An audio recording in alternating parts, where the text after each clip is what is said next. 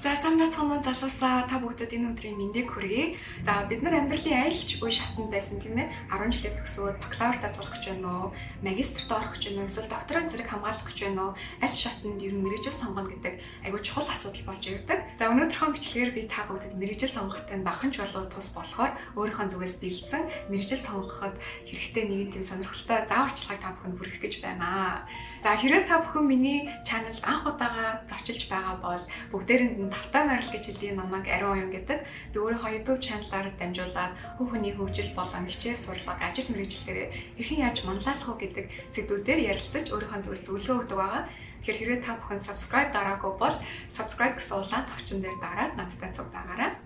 За мэргэжил сонголтын дээр миний та бүгдэд өгөх хамгийн чухал зөвлөгөө юу вэ гэхээр та бүхэн энэ шийдвэрийг зөвхөн өөрийнхөө шийдвэр байлгаж ямар нэгэн гадны нөлөөнөөс хамгаалаарай гэж би бүр чин сэтгэлээсээ хүсэж юм, бас анхааруулж байна.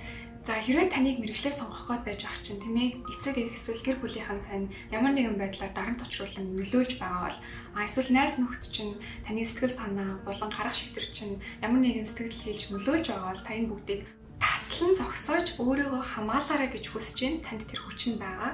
Эцэс таны амьдралыг таны эцэг эх, таны гэр бүл эсвэл таны найзууд таны өмнөөс амьдарч өгөхгүй.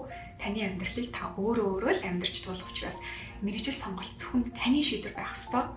Мэдээж бидний эцэг эх, гэр бүл, найз нөхөд чухал байлгүй л яах вэ?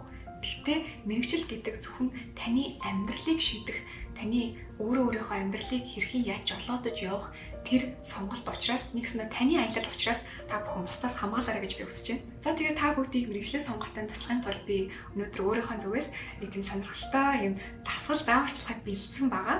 Тэгэхээр энийг хийхин тулд та бүхэн яах ёстой вэ гэхээр маш чимээгүй, тайван орчинд ороод өөрийгөө сонсоод бодож өөртөө ярилцах тэр боломжийг олгоод өөртөө хангалттай цаг хугацаа олгоорой гэж хүсэж байна.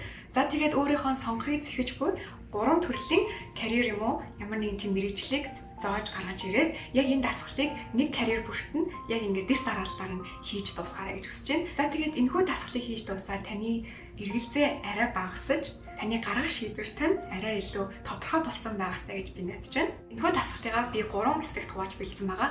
А жагсаалт, Б жагсаалт болон С жагсаалтны асуулт гэж бэлдсэн байгаа. Тэгээд чухлын ирэм дараалал байгаа учраас та бүхэн энэ бичлэгийг дуустал нь үзээрэй гэж би зөвлөмөр шүү. За А жагсаалтны асуултууд хамгийн чухал асуултууд. Энийг заавалчгүй хариулах хэрэгтэй. За энэ жагсаалтанд ямар асуултууд орд юм бэ гэхээр таны сонгосон энэ мэргэжлийн юу таны сэтгэлийг хамгийн хөдөлгөж байна вэ? Та хэрвээ энэ мэргэжлэр сурч төгсөөд боловсрох юм бол та өөрийгөө ирээдүйд хэрхэн яаж төсөөлж байна вэ? За энэ хоёр асуултыг та бүхэн хамгийн түрүүнд хариулах ёстой. Яагаад гэвэл энэ та яг яагаад энэ мэргэжлийг хүсээд сонирхоод байгаа юм бэ гэдэг хариултыг аюул тодорхой олгож гаргаж ирдэг. Хүн заримдаа бодоод яваад байгаа мөртлөө тийм ээ. За жишээ нь би архитектор болно гэж бодоод яваад байгаа мөртлөө яг яагаад гэдгээ хязгаарч бараг гаргаж ирээгүй яваад идэг. Багасаа л бодож ирсэн. Яг яагаад юм мэдэхгүй. Бараг яагаад юм мартчихсан тийм ээ. Тэгэхээр энийхээ яг товч тодорхой болгож цаасан дээр гаргаж ирж өөртөө ч тэгсэн дахин танилцуулах хэрэгтэй.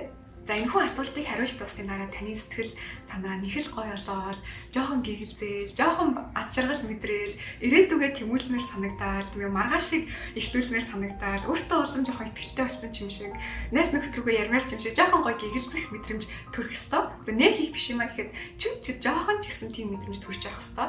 А хэрвээ ямар нэгэн тийм мэдрэмж төрөхгүй эсрэгээрээ айдас төрж байвал тийм ээ хүнд хэцүү ачаа үүрэх юм шиг санагдаж байвал ямар нэгэн байдлаар стресстэж бухимдаж айж байвал энэ мэргэжил яг танд зөв үү таныг ажиргалтай байлгах уу та 4 жил за эсвэл 2 жил сураад гарахтаа тэр жилүүдийг та үнэхээр хөнгөн үнэхээр гоё үр шинтэй сурч чадах уу гэдэг тэр асуудлууд та эргэлзэж эхлэх хэрэгтэй. Тэгээд яг тэр мэргэжил тань зөв үү гэдгийг дахин нэг бодож үзээрэй.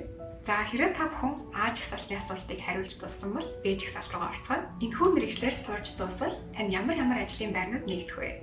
Тэдгээр ажлын байрнуудаас танд аль нь илүү таалагдж байна вэ? За ихэнх хүмүүс мэргэжил сонгоно гэхээрээ яг бодож байгаа мэргэжлийнхаа амар хаагдмал байдлаар ингээд ойлгоцсон гэдэг байхгүй юу? Одоо яг би архитектор болно гэж яг ингээл юмаа зураал ингээл байшин барилгын зураг зураал архитектор хийн гэж бодоод байх тийм аюу тийм хаагдмал ертөнц өөрөөсөндөө бий болгоцсон байдаг. За Б жагсаалтны асуултуудыг та бүхэн хариулснараа Хариулахын тулд эхлээд та бүхэн мэдээ судалгаа хийх ёстой. Хамгийн амархан нь яах ёстой гэхээр Google руу ороод яг тэр мэрэгчлээ бичингуудаа career possibilities гэж хаагараа. Тэр нь албан тушаал буюу ажил мэргэжлийн боломж бололцоо үе таалгууд гэж гарч ирнэ. За тэгэн гоо та бүхэнд маш олон төрлийн жагсаалт гарч ирэх нь ойлгомжтой. Хизээч ямар ч мэргэжлийн ганцхан тэрнгээрээ л ажиллана гэж үнэхээр одоогийн 21-р зуунд байхгүй. Энэ бүх ингээ боломж бололцоо гаргаж ирснээрээ та өөрийнхөө тэр мэргэжлийг төсөөлж бодсон тэр хаагдмал ертөнцийг үнэхээр ингээд хаалгын тэр ингээд хүрээг нь боломж болцог бүр ингээд гоё тэлэх боломжтой. Тэгэж тэлж өгснөөрөө та өөрийгөө ч айгүй гоё ажралтай болгон тийм ээ та өөрийнхөө магадгүй мдэггүйс юмыг олж мэдэх магадaltaй. Ерөөсөө сонирхолжгүй мэдээчгүй байсан зүйл чинь таны сонирхлыг ч татах боломжтой учраас энэ дасгалыг хийх тань аюул чухал шүү гэж хэлмээр байна. Та бүхэн ингээд А болон Б жагсаалтны асуултуудыг хариулж дууссан бол одоо С жагсаалт руу орцгоё. За С жагсаалтанд ямар шүү асуултууд байдаг вэ гэхээр энэхүү мэргэжлэр миний сурч болох топ сургуулиуд юу юм бэ? Тэдгээр сургуулиудад сурах надад тэтгэлэг болон дэмжлэг байгаа юу? За төгсөөд гарч ирээд би ямар компанид хэдийн хэмжээний цалинтай ажиллах боломжтой вэ? Гэх мэтчлэн санхүүгийн чиглэлийн ч юм уу ямар нэгэн тийм боломж бололцоо дээрээ яг тулгуурласан асуултууд байдаг. Ихэнх хүмүүсийн гаргадаг алдаа нь юу вэ гэхээр С жагсаалтын асуултуудыг хамгийн түрүүлж бодоод эргэлзээд, тэнэгэлзээд, бухимдаад, стресстэй, өөртөө итгэлгүй болчдөг. Тийм ээ хариултуудыг олж чадахгүй ч юм уу боломж бололцоогоо яг гаргаж ирч чадахгүй болонгот ингээд эсвэл мараа унаад шийдвэрээ гаргахаа болоод хойш суучдаг. Эсвэргээрээ та бүхэн А болон Б жагсаалтны асуултуудад хамгийн түрүүлж хариулах ёстой. Яагаад гэвэл хэдэр танд яагаад гэдэг яг доторх хүнийг чинь, зорилгыг чинь тийм ээ мөрөөдлийг чинь тодорхойлж өгөхөд чиглүүлдэг тийм асуултууд байгаа. Дэлбгээр зүйлсээ чиглүүлж гисэн байхад дараа нь яг энэ логик буюу логистикуудаа та нар дараа нь бодож болно. За би мэдээж С жагсаалтны асуултуудыг илүү чухал биш гээгүү шүү. Адилхан бас чухал яагаад гэвэл эдгээр боломж нь бүрдэж та бүхэн энэ бүгд холбогдно. Гэхдээ хүний яг нөгөө бодож боловсруулах, өөртөөгөө ярилцаж шийдвэр гаргалтын дээр чухлын эрэм дараал нь А-гаас эхлээд Б-гээ дуусгаад С-ийг ороорой гэж би зөвлөмөр байна. За ингээд миний та бүхэнд хамгийн сүүлчийн зөвлөгөө болохоор битээ стресстэйж бухимдаарай, нээлттэй байгаарай, тайван байгаарай. Яг их сургууль ороод тэгэхээр мэдээж мэргэжлээ сонгож өөрчлөх боломжууд аюул их байдаг. Хэрвээ яг сонгосон мэргэжлээ үнэхээр таалагдахгүй бол та тэрийг сольж болно. Эсвэл дахиад нэг хоёр дахь мэргэжил амар таалагддаг байгаа бол double major буюу давхар мэргэжлийг эзэмшиж болно. За эсвэл сураа явж исэн чинь нэг зүйл таалагдаад эхлвэл тэрийг та бүхэн minor болгож болно. Би яг тэгсэн. Би бизнесийн удирдлагаар сурж агаад 3 дугаар курстээ би нэг улс төрийн хичээл аваад надад аюул таалагдаад би political science буюу улс төр судлалын minor-тай болоод төгсөхдөө бизнесийн удирдлагын major тэгээд political science-ийн minor-тай төгссөн байгаа. Би яг ингэж төгсөөг би бол мэдээж 10 жил дээрөөсөө тэгж тооцоож төлөвлөж шийдвэр гаргаж үзээчгүй чадаачгүй байсан.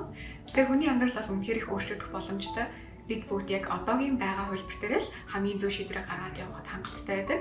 Тэгэхгүй бити өөрийнхөө тийм ээ бүр 20 30 40 жилийн дараачихыг бодонгойлаа яг тэр хүнд яг хамгийн сайнаар нөлөөлөх шийдвэрийг одоо яг зөв гэж бодоод гаргах гэдэг. Яг 20 30 жилийн дараах таны тэр хөлбөр тэр үедээ яг тэр шийдвэрээ гаргах. Та яг одоогийнхоо байгаа хүнд л хамгийн тохирсон тийм ээ хамгийн таарсан хамгийн зөв гэж бодсон шийдвэрээ гаргаад явахад хангалттай. За тэгээд эцэст нь хэлэхэд энэ бол таны амьдрал. Тийм учраас таны шийдвэр байх ёстой. Та шийдвэрээ бусдаас хамгаалаарай, гадны нөлөөнөөс хамгаалаарай. Яагаад гэвэл энэ бол таны амьдрал юм шүү. За тэгээд мэргэжлээ сонгосны дараа мэдээж ямар сургуульд орох уу гэдэг аюул чухал асуудал болж ирдэг. Ямар сургуульд орох вэ? Хэрхэн яаж зөв шийдэх талаар би дараа 7 оныхоо бичлэгт та бүхэнтэй хуваалцуулна. Тийм болохоор та бүхэн тэр хооронд subscribe дараад миний channel руу ороод зөндөө олон өөр гоё бичлэгүүд үзээд хүлээгээд байж байгаарай. Тэгээд дараачихан 7 оноор уулзлаа. Түр баяртай.